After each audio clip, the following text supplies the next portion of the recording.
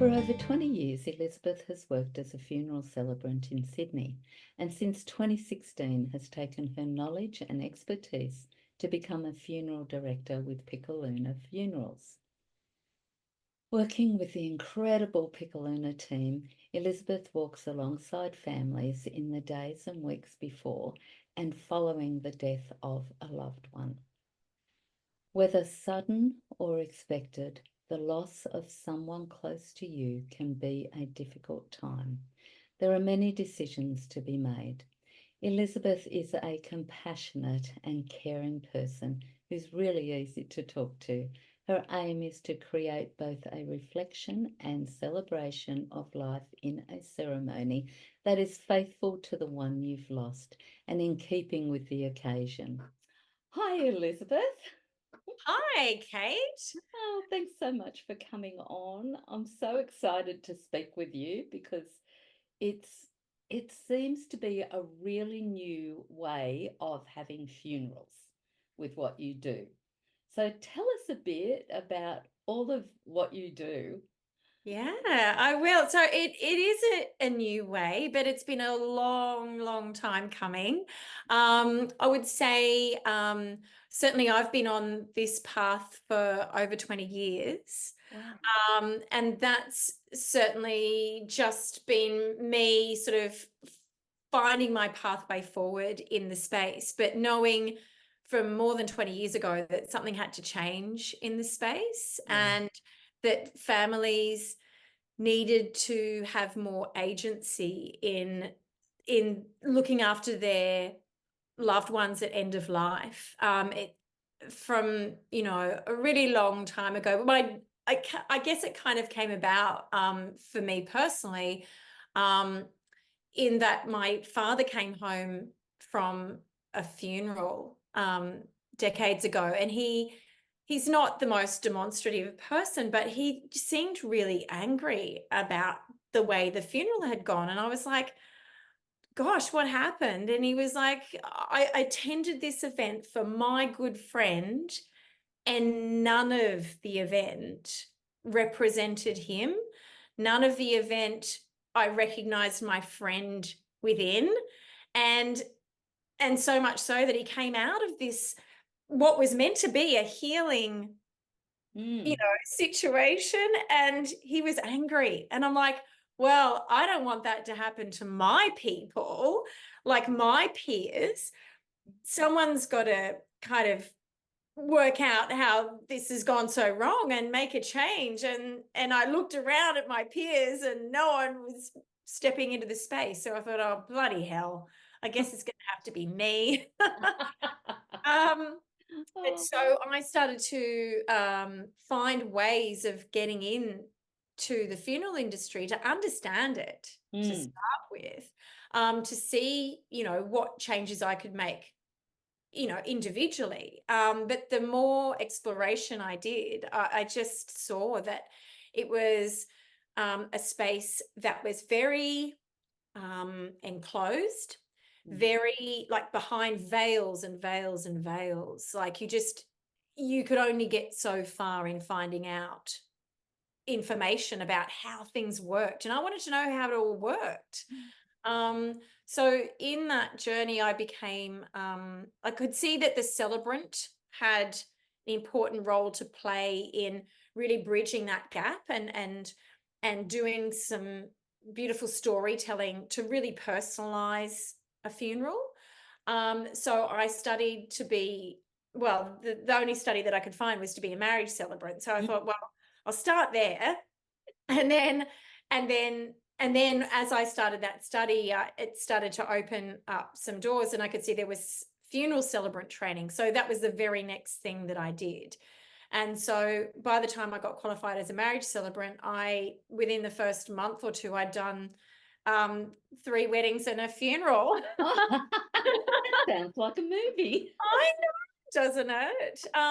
But what it helped me understand is that everything that I saw at face value was true, is that families didn't seem to have much control over the process, in that, they had great ideas sometimes, but that those ideas were getting expressed to the celebrant, and the celebrant was also helping them come up with great ideas, but they were stopped at the gate because the family had already, at the point of engaging a celebrant, been locked into a process. And that process was, in general, and I'm speaking broadly, was 45 minutes in a chapel, at which you had to get out straight away because the next funeral was coming in the crematorium. That was in general. And so what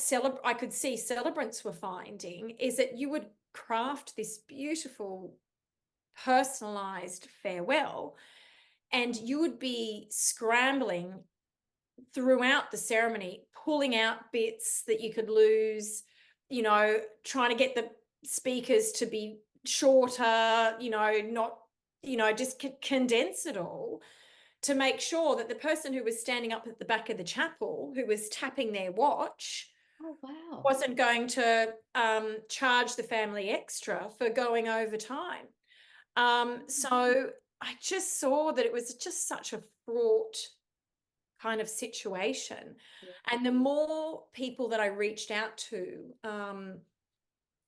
talk to, or people who were like giving classes in, you know, difficult funerals, how to do a difficult funeral, or anyone who was in that space was trying to do the same job, is to manage as best they could as a celebrant to give the family the most healing experience in the shortest amount of time. And I was just going, wow, something's got to change here. So I just kept chipping away at it. And then I had seen in my periphery from the very beginning people who were doing great work in the area. Zenith Farago, who is part of the Natural Death Care Centre, she's been working in the space for over 20 years as a death walker. And she started in her community, finding ways to allow people to DIY their funerals and really take a strong hand in end of life. So I did training with Zenith in Death Walker and in Celebrancy, and you know, with some other great mentors around, you could see that changes were starting to happen, but there was a long way to go. And the more that I unpicked from it, you could just see that everything needed to kind of almost be turned on its head. So about 8 or 9 years ago, I was put in contact with some people who had been trying to bring technology into the end-of-life space, because they could see that it was an industry that we still call it to this day, the land that time forgot. Like, they had such a tight sort of framework around it that the bringing modernity in was a challenge in technology. And those people who'd been working in the end-of-life space around bringing technology into event managing a funeral, helping people with memorialization, had been put in contact with me, I guess, because I'd been out in the field after doing Death Walker and coming out of that and going, wow, the community needs to get better educated. Yeah. If they want more agency, I've got to get out there and tell them things, so that when they step into a funeral director's office, they are armed with more information, so that they can say to the funeral director, okay, we want to achieve this. And to do that, we would like to have, you know, double the amount of time in the crematorium chapel. We would like to decorate our own coffin. We would like to bring our own coffin that we've made, whatever that looks like. So I was getting out into community and trying to educate people to get, you know, better armed, better death literate, and somehow got introduced to these people who are getting frustrated in the death tech space by the lack of willingness of funeral directors to bring technology into that space. And they'd been frustrated, and they were like, well, maybe we should just give this technology to celebrants, because they're meeting with families. If we arm them. And so I was introduced to the death tech guys, and we decided to use our frustrations in a positive way. And we started we decided to start our own funeral company. Wow. Yeah. That's amazing, because my experience of funerals and of arranging funerals is you go to the funeral director and you say, they ask you, you know, what do you want?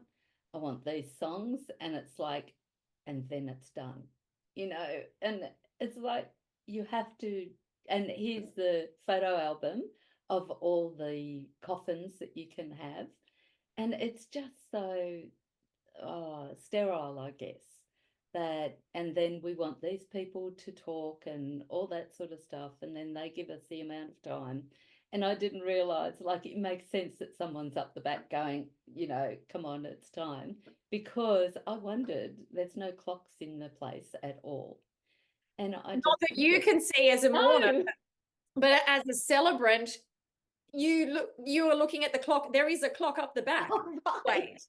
Yeah. Always. Yeah, So as a mourner, you look over your shoulder, Cait, you'll yeah. see the clock, and that's the clock that the celebrants have to run Oh, by. wow, gee. Yeah, but it's very, you know, it is such an impersonal, I guess, no matter how much personality the person has.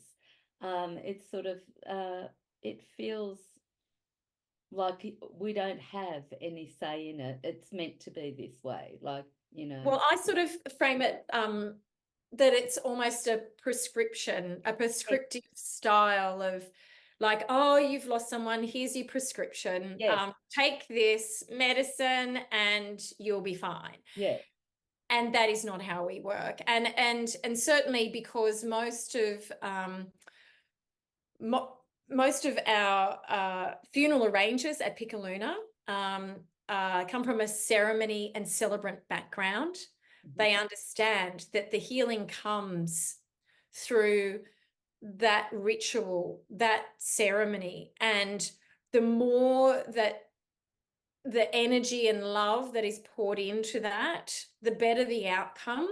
And so what we have been striving for from the beginning is allowing families as much time and space as they need in that period to really start their pathway of healing in the best possible way. So for many people, and also we're built a bit differently as well, in that we don't have families come to us. We go to them in their home. So we are a very non-traditional workplace, is that there's no bricks and mortar. For us, we meet the families where they're at, wherever they are, in a place that is as comfortable as can be for them.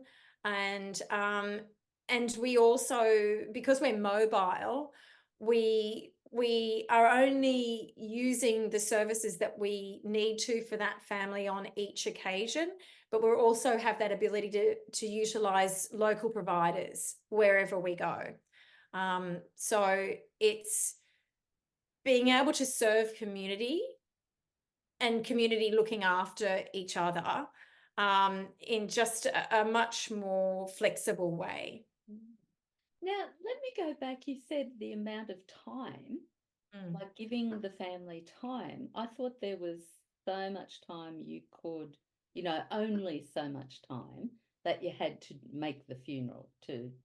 No. No. So this is where we are, what is part of our DNA is education. Mm.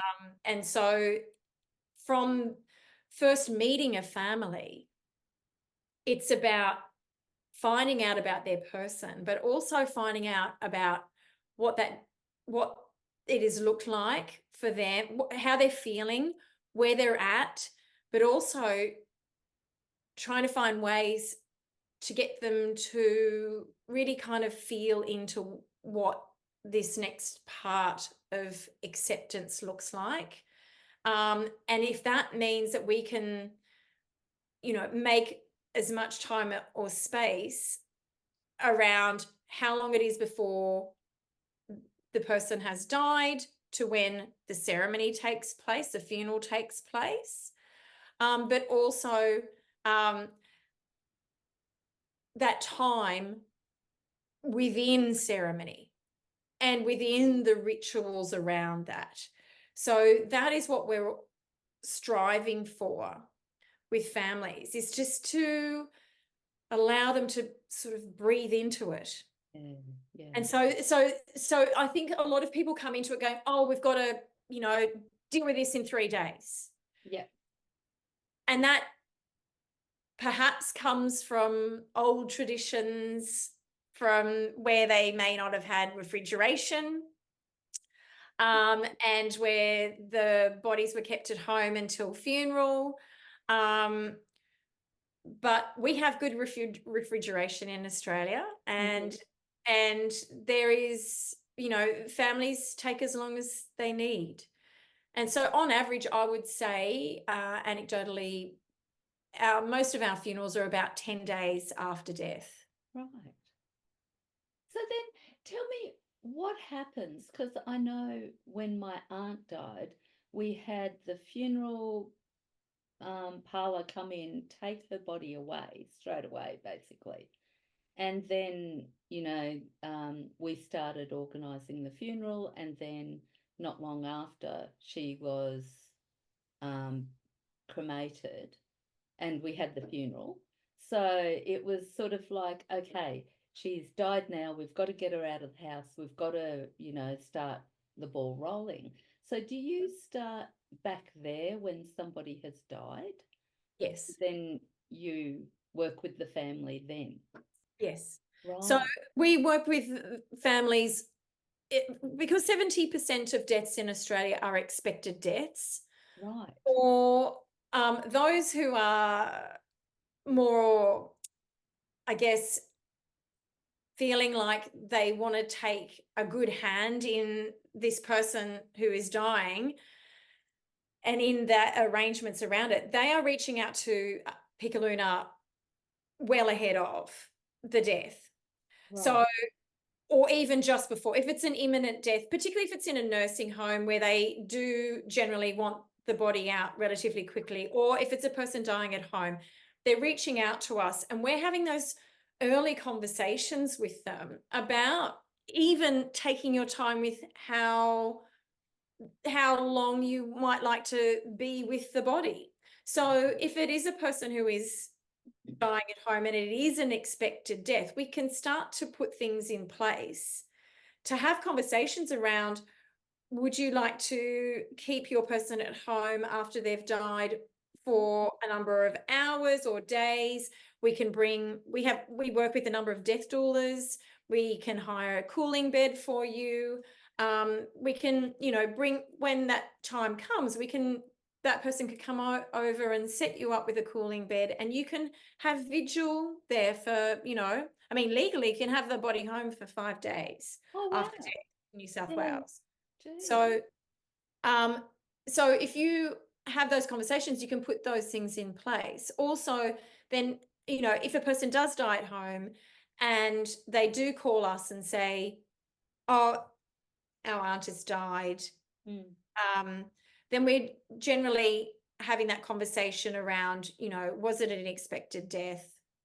And if it was, and then you're calling your doctor, they're getting the paperwork in order so that then we can bring the body into care. Okay, right. So it's not like, oh, okay, we'll just get her out of the place. No, well, no, it's a conversation. Yeah. It just depends on the circumstance of death. It depends, as I said, if it's an expected death and the person is in palliative care, and Yeah. then those things discussions will likely have occurred beforehand with the GP, with the palliative care team, and then with the funeral director to say, okay, we're going to do this, and then this will happen. Yeah. But you can take your time. Yeah. Like, it's those conversations around that end of life dictate sometimes the direction that you end up going with and who you're calling first, and whether it's a rush or not. Yeah. So, in a hospital setting, it's a very different conversation because that person, most public hospitals have got a morgue, so the body can go and be in refrigeration, and then everyone can just take a breath and just sit in it for a little bit before rushing around. But equally, there's no rush at end of life. Once the body is in care, then it's just for everyone to just breathe out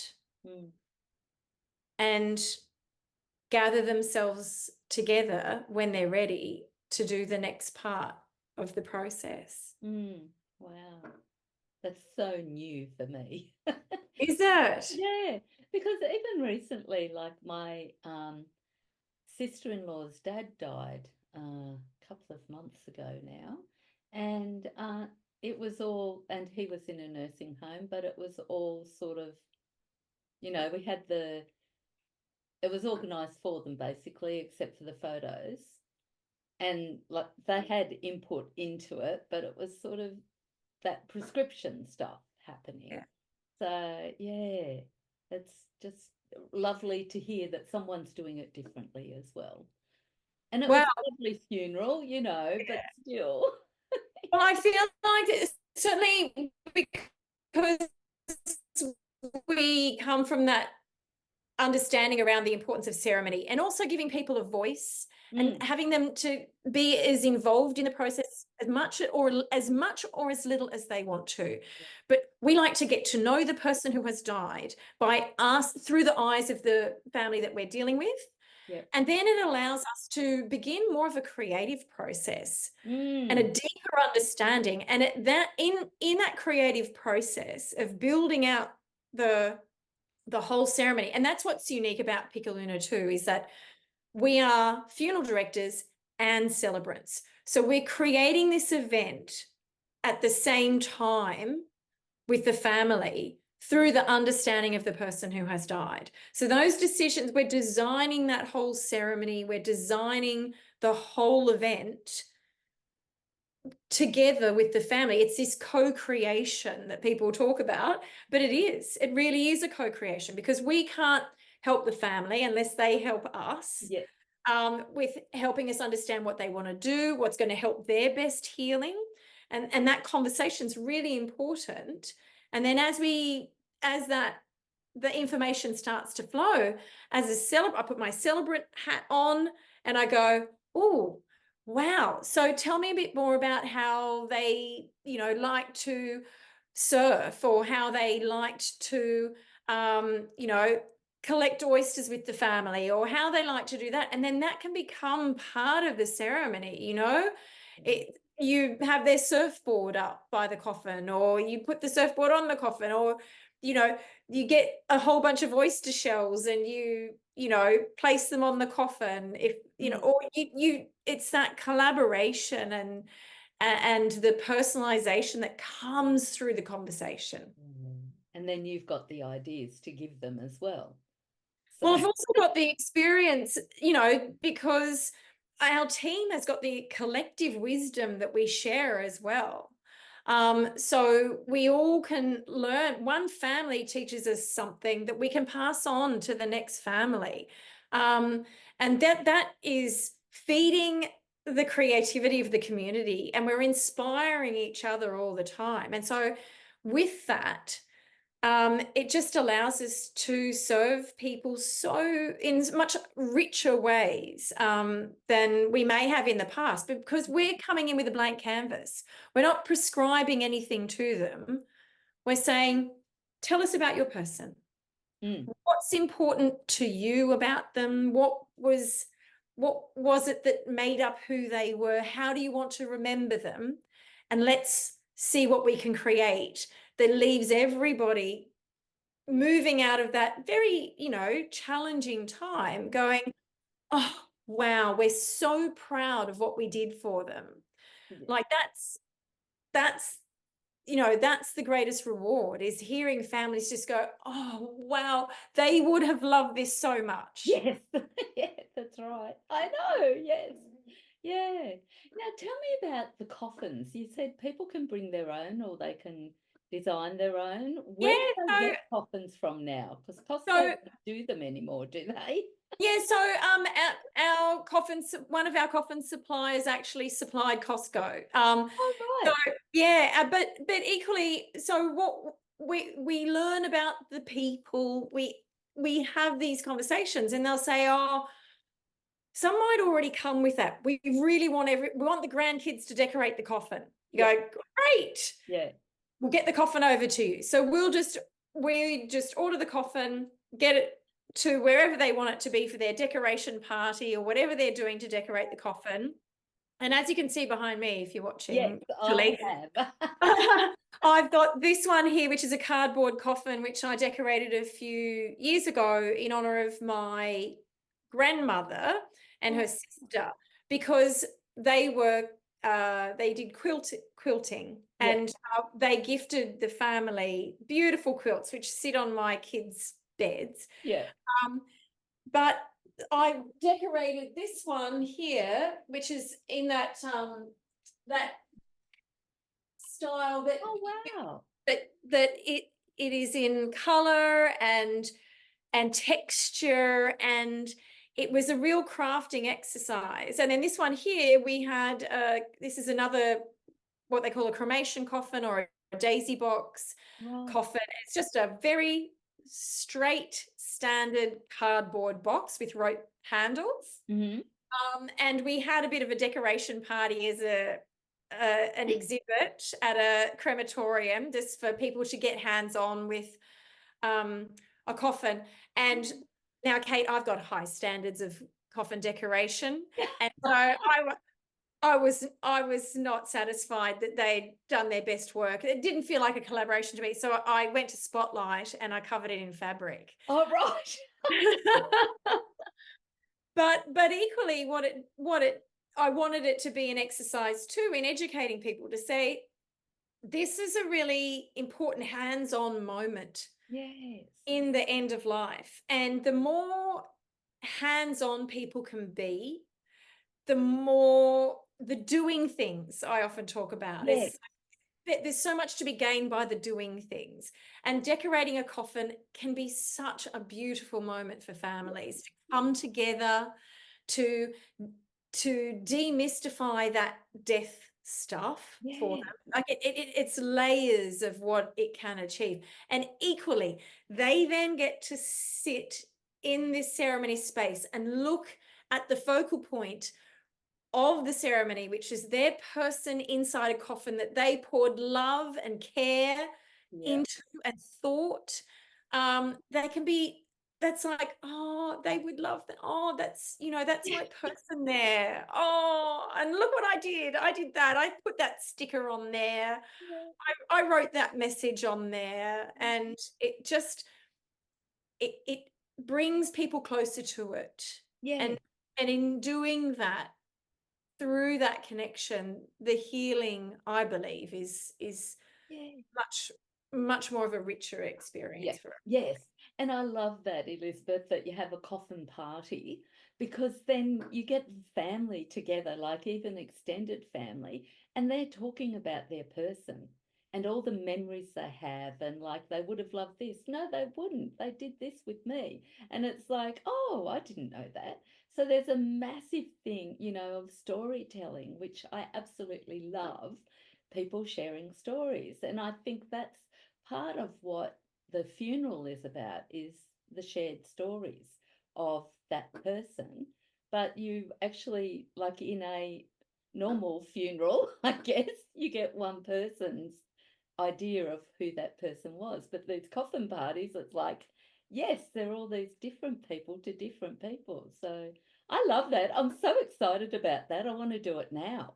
Good. Well, you should. I mean, but that's the other thing too, is because you can start to talk about this with your family, with your friends, and just say, these are my ideas. Because if you don't start having these conversations Yes. today, then, and you don't record it somewhere, or you don't talk to the people around you about, okay, so when I die, I want you to get this sort of coffin. I want to have the ceremony here. I then want you to do this. Like, I mean, Yeah.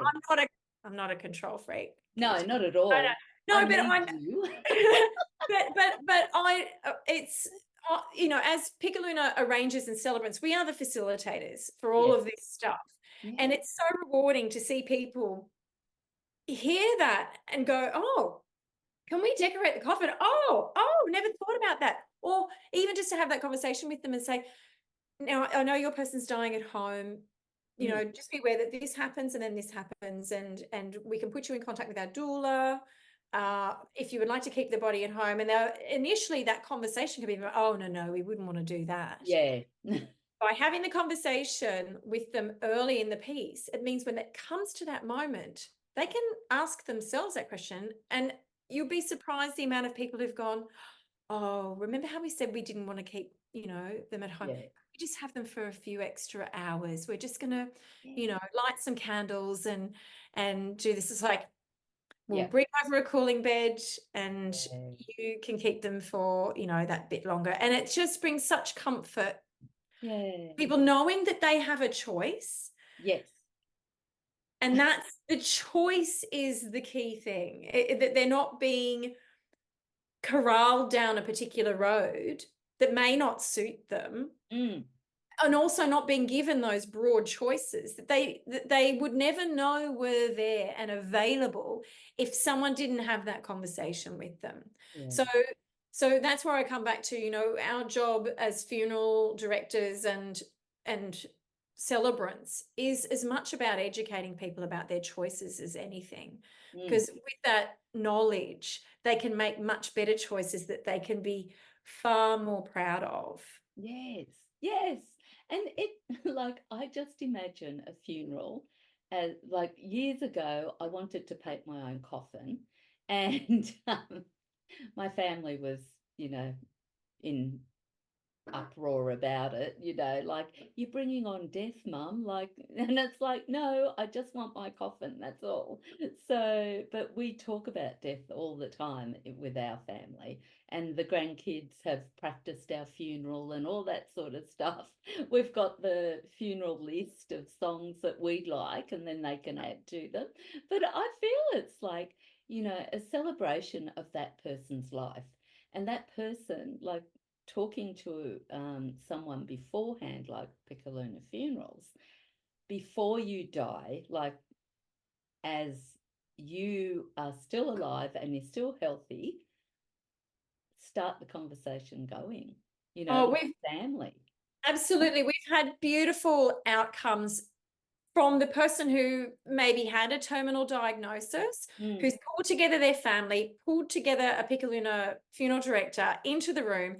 They've had a round table discussion about what they would like to do for their person. Their person is there at the head of the table, and they're like, what can we do? And then our funeral director can then say to them, well, we can do all these things. And so many incredible outcomes have come out of that conversation because everyone feels like they have a part to play. Yes. And therefore everyone's voice is heard in that. And I feel that's such an important part of it as well. I was able to do the funeral of a very close family friend last week. And I counted up yesterday how many voices were in the ceremony representing a broader group of, there were nine different voices in that ceremony. Now, the ceremony went for what we would probably call a double booking. It was an hour and a half. But that really was a celebration of that person's life. And many people come into it and they'll come to us and go, oh, we want this to be a celebration of life. And you go, okay. You've got to earn that. Like we've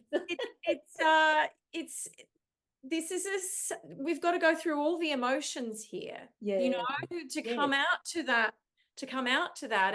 And we've got to sit in the reality of this person has died in there as well. We've got to cover all of the colors of the rainbow in end of life. Yes. Through this, but we will strive to celebrate their life. But we can only do this if we look at all of the facets that are involved in a funeral. And honoring someone who has died. Now, you said a double booking. I've only ever been to funerals at a church or a chapel. Do they always have to be at a church or a chapel? Is that the idea? No. Oh, so we do we have funerals wherever you want the funeral to be. So that's the other thing that just is this wonderful freedom with the way that we work at Piccoluna. If a family says, look, they spent many decades working on the garden out the back. It's absolutely beautiful. And we want to have the funeral at home. We will have the funeral at home. If they are a member of the local club and the club is comfortable having a coffin present, we will have the funeral at the club because, you know, they were the president of the club, or that's where they spent every every other day or whatever. But in those conversations that we have at the beginning, we really try to draw that out. It's just like, where's the place that has most meaning for you? What's important to you about the venue that we are going to? And if some of them say it's overlooking the water, it's got to be connected to the bush, we'll have it at a venue that has facility to do what they need to do. Wherever that needs to be, as long as it's, you know, legal and appropriate, then we will take that person to where they need to be for that farewell. And so we've had funerals, oh gosh, most places you could imagine. Like we tend to use a lot of wedding venues because they are well set up to cater for large groups of people. And they're often in really beautiful locations. So not in that kind of, you know, chapel enclosed space, but in somewhere often that is bright and airy, connected to nature, which is always really beautiful. We do a lot of funerals at surf clubs because, you know, the ocean's just out the window, and that having that connection to ocean is really kind of beautiful. But equally, you know, having that in a bushland location is pretty common as well. So you do all that, you do all the organising, and because you don't have bricks and mortar, do you have contractors that? We just hire in the supplies that we need. So if we need a particular hearse for a particular area, we'll hire in a hearse. If we need, live streaming, we will get in a live stream person that can operate anywhere, outside, inside.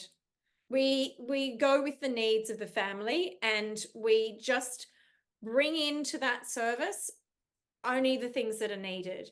So we're not charging as a package. Everything that the family needs is there as a line item in the final costing. So there's full transparency and families know what they're paying for. So Yes, that's another thing. Yeah, that's right. We're very open in that. Yeah. We do everything at wholesale cost, and we put a 35% charge, which is our business fee, on top. And then I work as a contractor to Piccoluna. So my fee is in there as well, independently as a line item.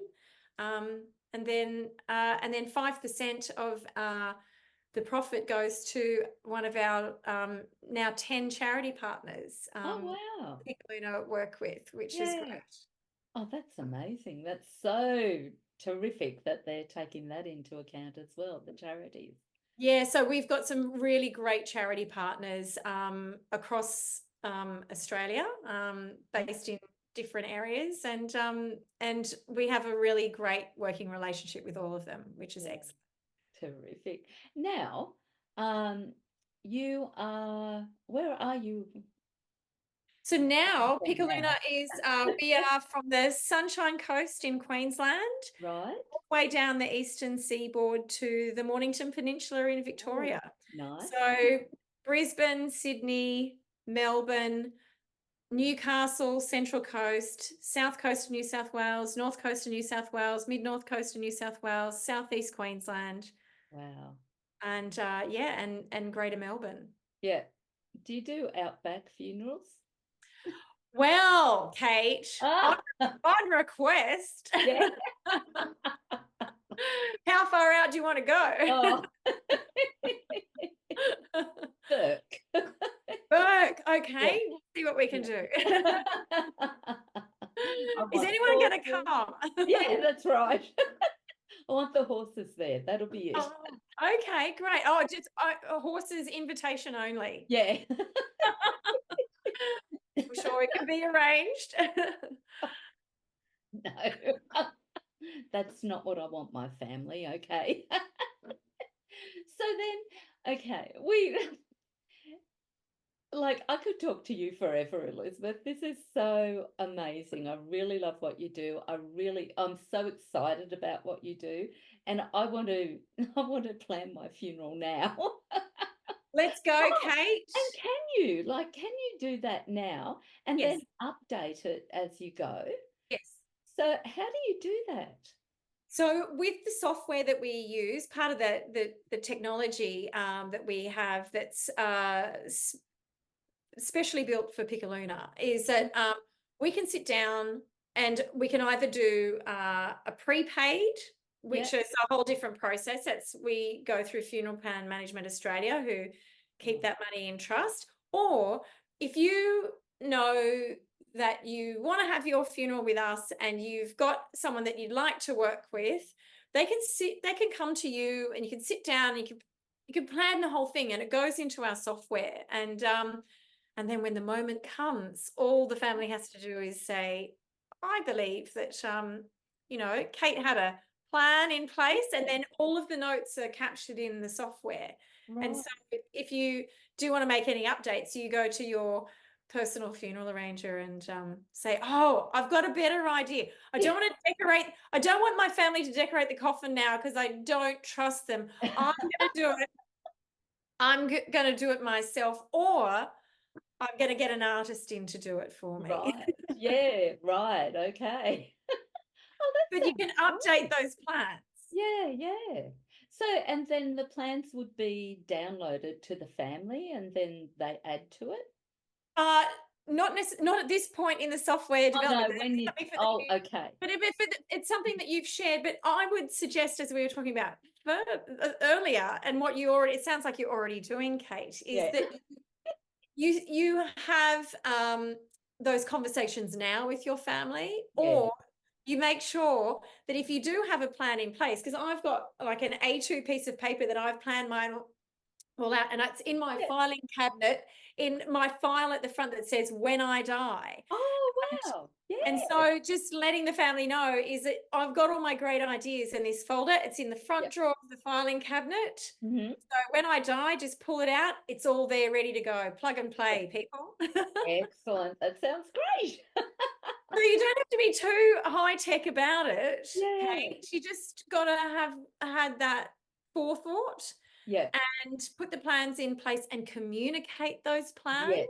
That's the big thing, isn't it? That's the big Yeah. thing. And I think for some people there's a bit of a taboo around doing that. And as Yeah. you highlighted earlier, oh, I don't want to talk about it. Yeah. I don't want you to die. It's like, well, we are all going to That's die. right. It's So the only it's certainty. exactly. So why not have the conversation today? And yes, you can change your mind. You can just update the sheet in your filing Yeah, cabinet. that's right. That sounds great. So, Elizabeth, how do people get in touch with you then? So they can just go on to www.pickaluna.com and Mhm. they can see if we're in your area and reach out. And we've got, you can send us an email and ask us any question you like. Oh, that sounds fabulous. And I know you're on Instagram because that's where I found you. And you have beautiful ceremonies put onto Instagram that give us mere mortals ideas. Well, I think that's part of our work, as it always has been, is to educate, but also to inspire. And so, Yeah. and as I was talking about earlier, one family's work can inspire another family. And I think that that is paying it forward for their community. Yeah. And so if we can utilize, a platform like Instagram or Facebook, we're also on Facebook, to inspire people to think about what they'd like to do. But also to just start the conversation. I think that's Yeah. as much as anything is to, start the conversation today around what you'd like your end of life wishes to be. It's not going to kill you. No, Um, but you will die. yes, that's right. And so why not, do it in a way that gives your family agency, but also that makes them feel like they did something beautiful for you as their final acts of love. Yeah, yeah. Well, thank you so much, Elizabeth. It's been wonderful speaking with you. Likewise, Cait, keep the questions coming. Yes, I will go on to Instagram and just keep going. Beautiful. All right. Great to talk. Okay, Thank thank you. you.